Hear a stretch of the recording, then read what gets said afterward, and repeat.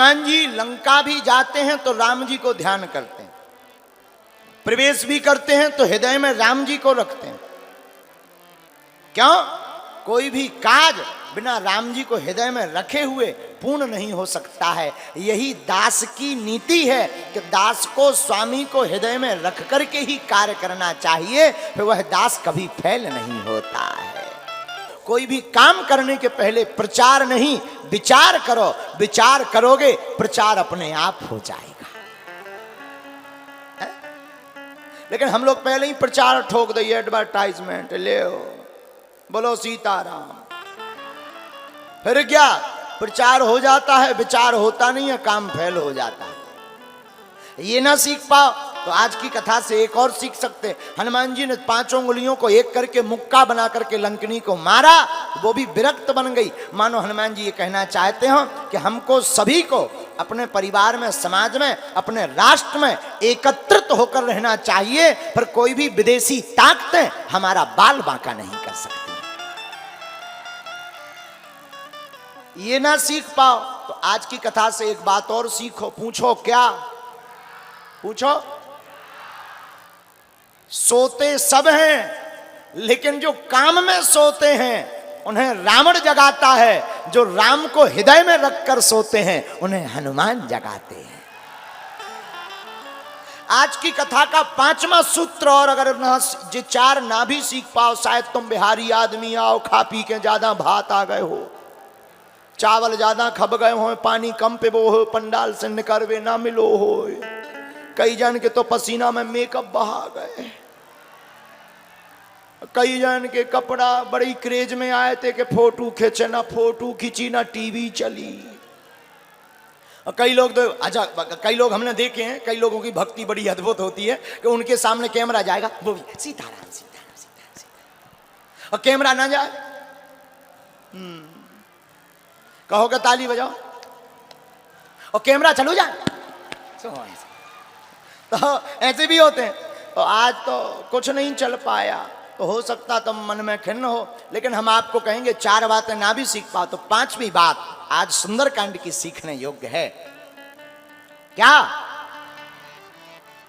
हनुमान जी बहुत अच्छी बात कहते हैं। जब लंका प्रवेश करते हैं तो लंका में सोने की चमक धमक में हनुमान जी नहीं फंसते, उस सोने की चमचमाती हुई नगरी में भी जानकी माता को देखते हैं। मानो इस संसार सागर की चमक दमक में हमें नहीं फंसना चाहिए, इस संसार की चमक दमक में भी हमें भक्ति की सतत खोज करते रहना चाहिए। जो इन 5 में से एक भी सूत्र आज का स्वीकार कर लेगा उसे सुंदरकांड की महिमा समझ में आ जाएगी। सुंदरकांड इसलिए सुंदर है कि राम जी का बंदर भी सुंदर है। एक बात और, 6वां सूत्र और ले, तुम्हारे काम आएगा। काम काज का बंदर नहीं होना चाहिए, राम काज का बंदर होना चाहिए।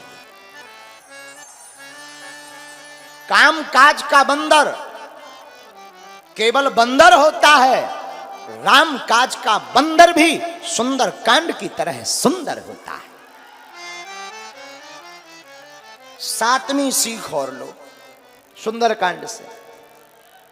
घर में संकट हो, ऊपरी बाधा हो, हनुमान जी की कृपा पानी हो, तो आप लोग शनिवार अथवा मंगलवार को लाल पटे के ऊपर, एक पटा के ऊपर लाल कपड़ा बिछाकर उस पर राम दरबार का चित्र रख के दीपक जलाकर आप प्रातः काल 9 बजे से 2 बजे तक अथवा रात्रि में, मध्य रात्रि में सुंदरकांड का पाठ राम जी को बुला करके सुनाइए। आपका घर भी, भवन भी सुंदर हो जाएगा। और जो आपको चाहिए उस चौपाई का संपुट लगा करके आप सुंदरकांड का पाठ करिए, तो आपको अप्राप्त वस्तु भी हनुमान जी की कृपा से प्राप्त हो जाएगी। लेकिन नियम पूर्वक। हम लोग क्या करते हैं, 3 मंगलवार तो पढ़ लेते, 4थे मंगलवार सो जाते हैं, बोलो सीताराम।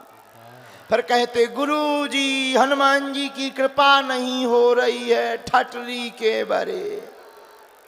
कहां से हो जाए? हनुमान जी की कृपा तो तभी होगी जब सतत आप उनका ध्यान करोगे। तो सुंदर कांड का पाठ बड़ा ही ताकतवर है।